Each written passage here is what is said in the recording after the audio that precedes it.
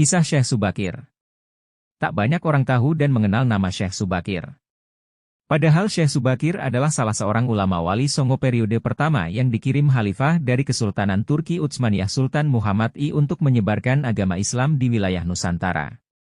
Syekh Subakir konon adalah seorang ulama besar yang telah menumbal tanah Jawa dari pengaruh negatif makhluk halus saat awal penyebaran ajaran Islam di Nusantara. Kisahnya dimulai saat Sultan Muhammad I bermimpi mendapat wangsit untuk menyebarkan dakwah Islam ke tanah Jawa. Adapun mubaliknya diharuskan berjumlah 9 orang. Jika ada yang pulang atau wafat maka akan digantikan oleh ulama lain asal tetap berjumlah 9. Sehingga dikumpulkanlah beberapa ulama terkemuka dari seluruh dunia Islam waktu itu. Para ulama yang dikumpulkan tersebut mempunyai keahlian masing-masing. Ada yang ahli tata negara, berdakwah, pengobatan, tumbal atau ruqyah, dan lain-lain. Lalu dikirimlah beberapa ulama ke Nusantara atau tanah Jawa. Namun sudah beberapa kali utusan dari Kesultanan Turki Utsmaniyah yang datang ke tanah Jawa untuk menyebarkan agama Islam tapi pada umumnya mengalami kegagalan. Penyebabnya masyarakat Jawa saat itu sangat memegang teguh kepercayaannya. Sehingga para ulama yang dikirim mendapatkan halangan karena meskipun berkembang tetapi ajaran agama Islam hanya dalam lingkungan yang kecil, tidak bisa berkembang secara luas. Selain itu konon, Pulau Jawa saat itu masih merupakan hutan belantara angker yang dipenuhi makhluk halus dan jin-jin jahat. Lalu diutuslah Syekh Subakir ulama asal Persia yang ahli dalam meruqyah, ekologi, meteorologi dan geofisika ke tanah Jawa. Beliau diutus secara khusus menangani masalah-masalah gaib dan spiritual yang dinilai telah menjadi penghalang diterimanya Islam oleh masyarakat Jawa ketika itu. Berdasarkan babat tanah Jawa, setelah sampai ke Nusantara, Syekh Subakir yang menguasai ilmu gaib dan dapat menerawang makhluk halus mengetahui penyebab utama kegagalan para ulama pendahulu dalam menyebarkan ajaran Islam karena dihalangi para jin dan dedemit penunggu tanah Jawa.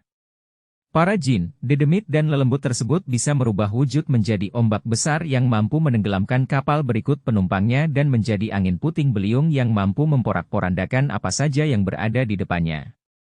Selain itu, para jin kafir dan bangsa lelembut tersebut juga bisa berubah wujud menjadi hewan buas yang mencelakakan para ulama pendahulu tersebut. Untuk mengatasi hal tersebut, konon Syekh Subakir membawa batu hitam dari Arab yang telah dirajah. Lalu batu dengan nama Rajah Aji Kalacakra tersebut dipasang di tengah-tengah tanah Jawa yaitu di puncak Gunung Tidar, Magelang. Karena Gunung Tidar dipercayai sebagai titik sentral atau pakunya tanah Jawa. Efek dari kekuatan gaib suci yang dimunculkan oleh batu hitam tersebut menimbulkan gejolak. Alam yang tadinya cerah dan sejuk, matahari bersinar terang, damai dengan kicau burung.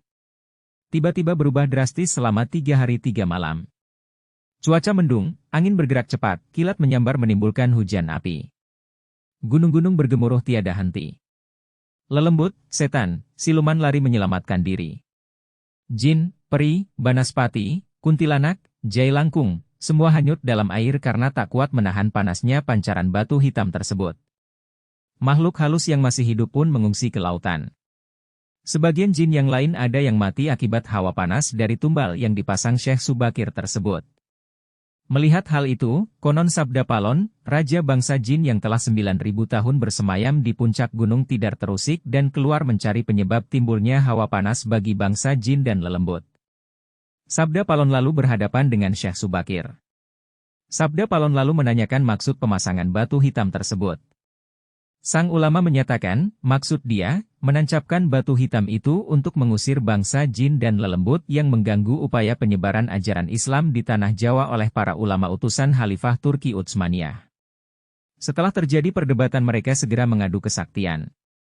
Konon pertempuran antara keduanya terjadi selama 40 hari 40 malam, hingga Sabda Palon yang juga dikenal sebagai Ki Semar Badranaya Sang Danyang tanah Jawa ini merasa kewalahan dan menawarkan perundingan. Sabda Palon mensyaratkan beberapa poin dalam upaya penyebaran Islam di tanah Jawa.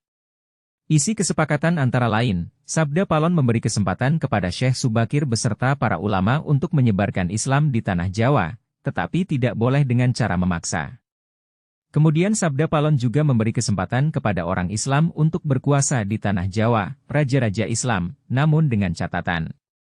Para raja Islam itu silahkan berkuasa, namun jangan sampai meninggalkan adat istiadat dan budaya yang ada. Silahkan kembangkan ajaran Islam sesuai dengan kitab yang diakuinya, tetapi biarlah adat dan budaya berkembang sedemikian rupa. Syarat-syarat itu pun akhirnya disetujui Syekh Subakir. Selain di puncak Gunung Tidar, Syekh Subakir juga membersihkan beberapa tempat angker di tanah Jawa yang dikuasai para raja jin dan makhluk halus lainnya. Dalam versi lain diceritakan untuk membersihkan wilayah Gunung Tidar dari bangsa jin, Syekh Subakir membawa senjata pusaka berupa tombak Kiai Panjang.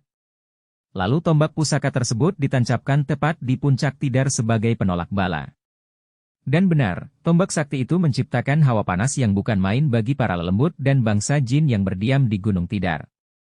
Mereka pun lari tunggang langgang meninggalkan Gunung Tidar. Sebagian pengikut Sabda Palon dari bangsa jin melarikan diri ke timur dan konon hingga sekarang menempati daerah Gunung Merapi yang masih dipercaya sebagian masyarakat sebagai wilayah yang angker. Bahkan sebagian lagi anak buah Sabda Palon ada yang melarikan diri ke Alas Roban dan ke Gunung Sandil. Tombak itu sekarang masih dijaga oleh masyarakat dan ditempatkan di puncak Gunung Tidar dengan nama makam Tombak Kiai Panjang.